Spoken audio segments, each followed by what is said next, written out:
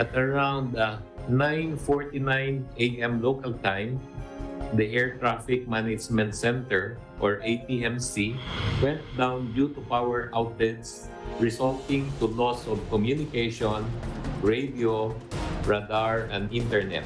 1 hour before, sasabihin nyo cancel ang flight. Hindi po pwede. At tapos sasabihin nila, punta po kayo ng online, mag-ano po kayo doon. It's a big, big no. Walang effort na tulong. Tignan niyo, no? 21 passenger ang kasama ko. Karamihan senior citizen. Saan ko ba tutulugin? Sa kalye? Yung may head na may alam, yun doon kami nagagalit kasi binabastos nila yung mga tao na nagbayad sa kanila. Doon ako galit na galit kanina eh. Doon yung, hindi lang kami, hindi lang ako mag-isa, ang dami namin. From the nation's capital, all sides, all the time, I'm Gretchen Ho. And I'm Sean Yao. The big story tonight. Tens of thousands of passengers were left stranded at the NAIA on New Year's Day following the airspace shutdown that disrupted nearly 300 flights. But what exactly caused the system failure? Here's what we know. The Civil Aviation Authority explains that one of the uninterruptible power supply units failed at 9:48 a.m. on Sunday. The UPS basically provides emergency power when the main power source fails. However, on Sunday, the blower or fan of one UPS unit stopped working, causing it to overheat. After some troubleshooting by personnel, the CAAP said that the air traffic control already had power restored. This by bypassing the UPS and allowing power to flow directly from the power line to air traffic control. However, around 12 noon, warnings were released due to a power surge. Electricity voltage went up to 380 volts from the normal 220 volts. This prompted technicians to shut the power down, which effectively shut down the air traffic control's communication, navigation, and radar systems. As air traffic control seized, the country's airspace was shut down to avoid mishaps as planes will be flying blind without air traffic control. At least 282 flights were canceled, diverted, or delayed on January 1. Some 56,000 passengers were affected at the NAIA, which is the country's main gateway. The system was partially restored at 4 p.m. on Sunday when communication lines were fixed, allowing limited operations. Radar displays went up by around 7:45 p.m., with CAAP announcing that the issue had already been resolved. However, the work doesn't stop there, as authorities still have to replace some parts of their backup system that malfunctioned due to the incident. The Manila International Airport Authority is also addressing the backlog in flights by opening their runway 24/7 over the next few days. Here to discuss the airspace shutdown further, we have with us on the show Transportation Secretary Jaime Bautista, and he's joining us over the line. Good evening po, Secretary. Hi, good evening. Gretchen. Good evening, Sean. Good evening, Rensik. Jimmy, do we have any final word on what really caused the shutdown of the nation's entire airspace? There have been conflicting reports from a power outage, and some are saying it's a technical difficulty. Can you set the record straight, Sec? Well, as the report, there was a power problem which resulted to some damage of the equipment because of the entry of 380 volts into the system. No? That really caused the problem, and it took almost 7 hours, no, for CAAP troubleshoot and put back the system in place. No? Well, Secretary, we have several bodies involved here. We have the airlines, we have the MIAA, we have CAAP, and ultimately people are looking for accountability. Is it true that according to a joint administrative order that passengers have the right to be reimbursed in full value if certified by CAAP that the flights have been canceled because of safety and security reasons? You know, yesterday, for security reasons, for safety reasons, I mean. No? And it's a force majeure, no? And the airlines have no responsibility in providing meals and accommodations. However, most of the airlines provided food to the affected passengers. So. All right, I think, Secretary, one pressing issue at the moment, since this has already been said and done, is that it does not happen again. Based on reports that have been coming out, they're saying that the CAAP procured outdated systems. This was under the tenure of the former DOTR Secretary, Art Tugade. They said that he diverted some of the funds for the upgrade of the system, some 13 billion pesos, into the cosmetic upgrades over at the NAIA 1. Was this true, sir? Have you looked into that? And what now are you planning to do to make sure that this does not happen again? That comment in the social media, I think it's very unfair for Secretary to be blamed for what happened. No? We don't know the facts when Secretary Tugade installed the system. No? In fairness to him, this system should have been operational during the administration of President Aquino.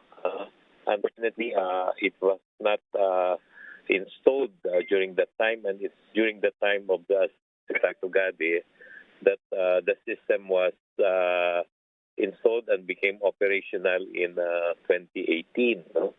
So maybe that comment is not fair, no, for Secretary Tugade. No? Okay, Secretary, given that long stretch of time that it took to implement the air traffic system from 2010 to 2018 and then full implementation at 2019, how much time do we need to replace the current equipment, and what exactly do we need to update? Actually, we don't need to replace this system immediately. No? This system is working. It's in its midlife. No?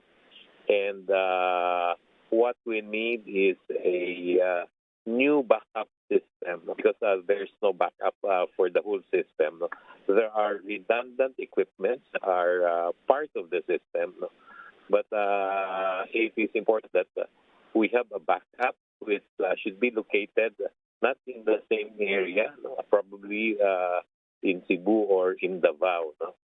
So, as I mentioned, it's in its midlife, and we can still use this system for a few years. But we should be ready to have a new system. That's what we want in the aviation sector. All right, just to add to what Gretchen was asking, Secretary Jimmy, do we have the funds? Because the 2023 budget has already been passed, as we all know. Where will we get money for this backup system that we are planning to install? We will do a feasibility study of having this system. It has to be approved by NEDA because it will cost more than 2.5 billion pesos. And with the approval of NEDA board, and the president, we should be able to fund this through ODA or through loans from different financing organizations. But I think what is important is we should start working on having this system. Just on a parting note, Secretary, what would you like to tell our passengers, those who are still stranded at the NAIA, those who are still, waiting to get on their flights for the next coming days? First, we are asking for apology to the affected passengers. We commit that we will continue to help them, especially those who were not able to book their flights immediately. I understand that there are still a few that are not yet booked, But this email came from the airport, and I learned that most of the passengers will already reach, and they already have their ticket. So we are asking for their understanding.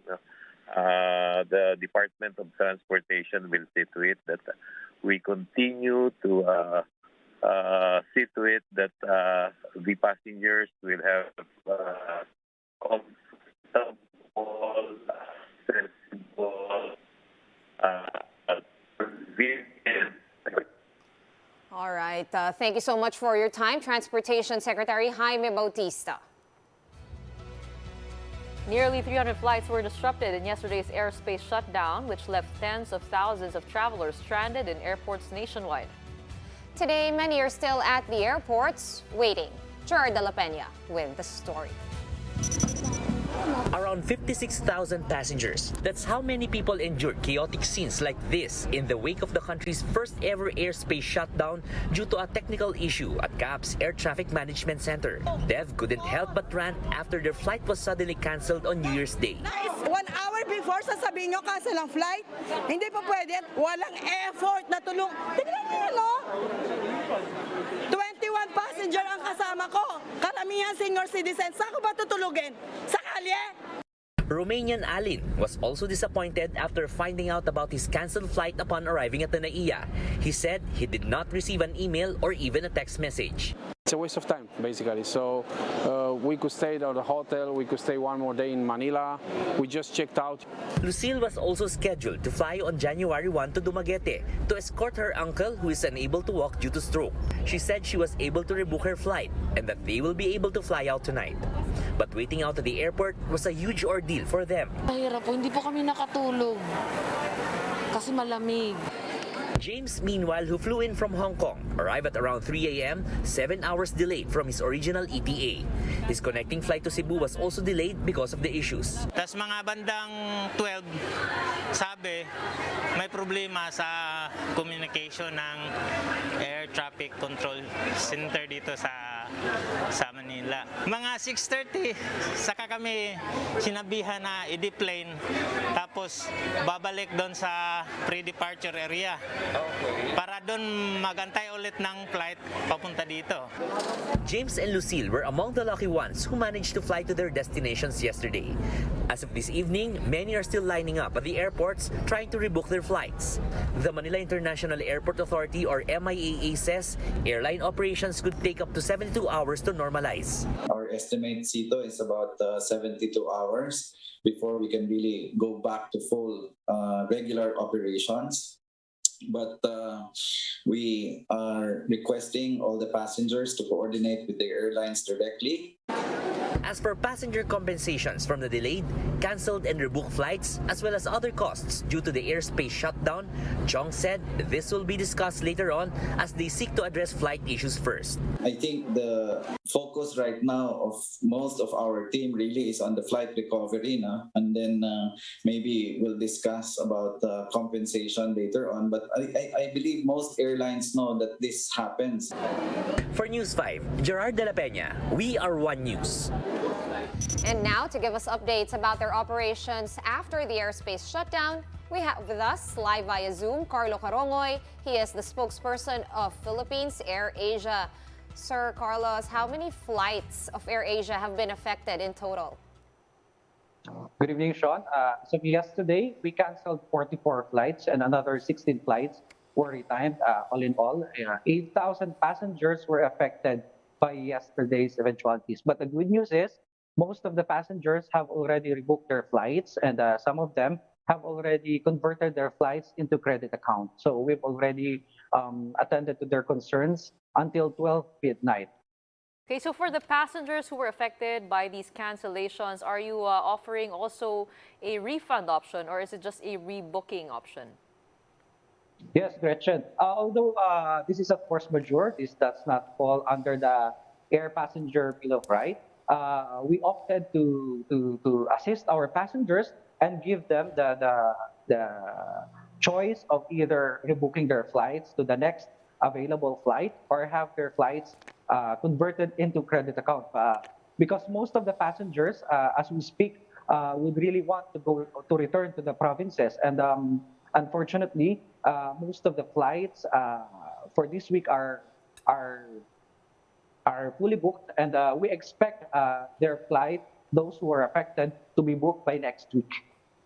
Right, Sir Carlos, authorities have already said it would take around 72 hours. That's roughly around 3 days before everything normalizes. Do you see the same for these 8,000 affected passengers of AirAsia? Still about 2 to 3 days to normalize everything in operations.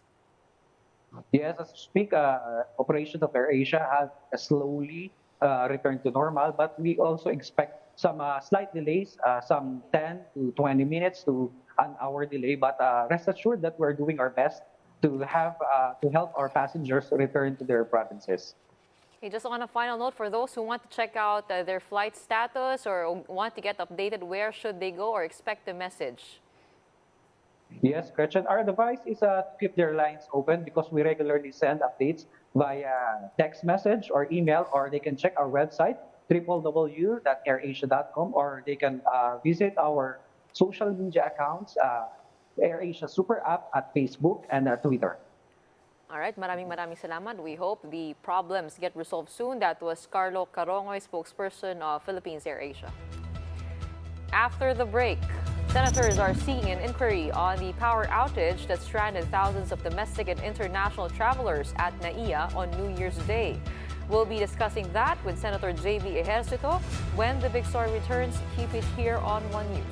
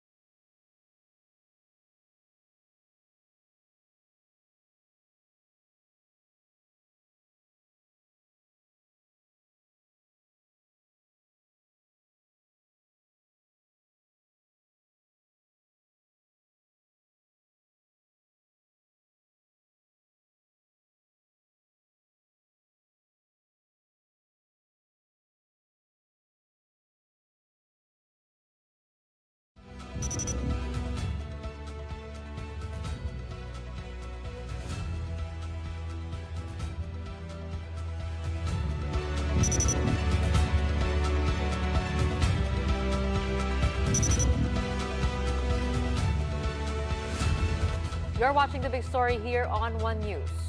At least 3 senators sought to investigate the malfunction that caused yesterday's airspace shutdown. Now, among them is Senator J.B. Ejercito, who is joining us tonight via Zoom. Good evening, Senator. Welcome to the big story. Hi, good evening.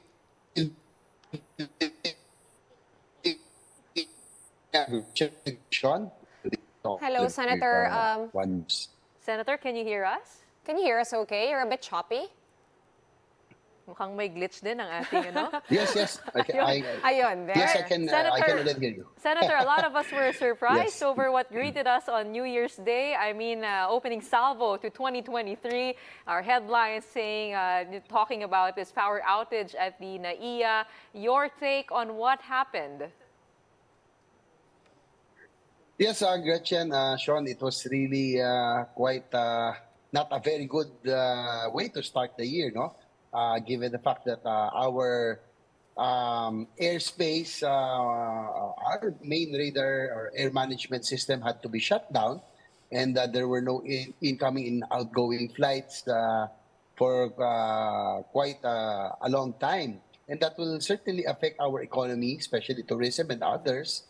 And for me, that we have yet to wait for the final report on what really happened. And I'm sure that our chairperson, Senator Grace po, will conduct a hearing on this matter because, you know, Gretchen, Sean, this does only affect our economy because of the flight disruptions, but it will also affect our national security because we will be blinded if our radar and our air management system is not working. So we really have to get to the bottom of this at the soonest possible time. Right. I want to ask you something, Senator. This has to do with one of your tweets. You know, like a lot of people online are saying that, you know, this is kind of like a prelude to the government's plan to privatize the NAIA. Talk of this has already been going on before that power outage that disrupted flights. What do you have to say about that, Sen? Well, I don't think that is really that is still just a speculation. I would think, Sean and Gretchen, this is too risky to do for to sabotage. No, I don't think it. This is a possibility. But from what my position is, it's either my tweet was it's either sabotage or incompetence. No, because you know, the air management system, of course, controls the air traffic, the aerospace. It has to have a backup, and that is what is baffling. That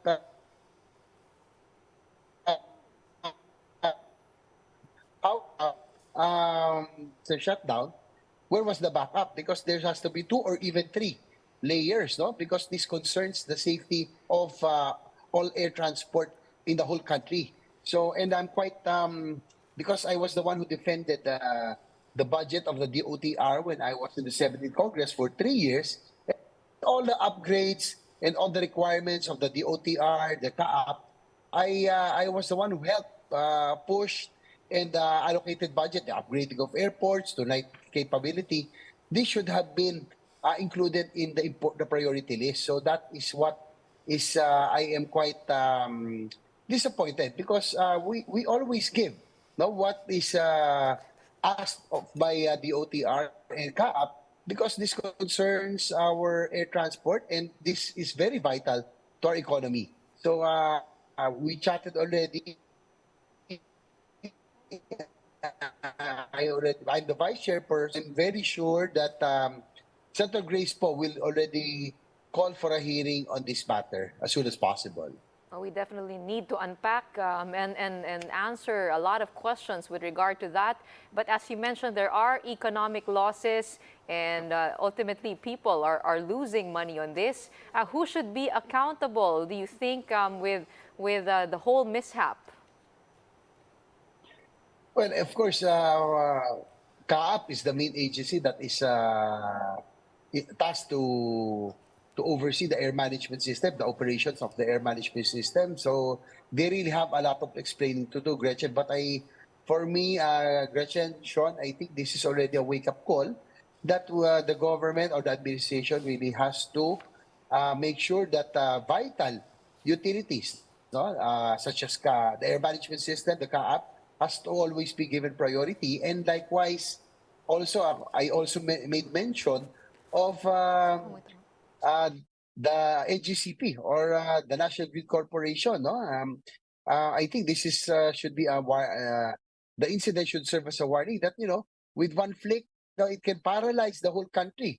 No, so we really have to think of the consider taking back vital utilities should be controlled by our government to make sure this is not only matter of economic consideration, but it is also a matter of national security. All right, on that note, Senator, I think we'll be hearing from you in the coming weeks regarding this same issue. Thank you so much for your time and Happy New Year, Senator J.V. Ejercito. Happy New Year. Happy New Year. Happy New Year. Right after the break, two families welcomed bundles of joy at the Fabella Memorial Hospital in Manila, exactly when the clock struck midnight on New Year's Eve. That and more when the big story returns. Keep it here on One News.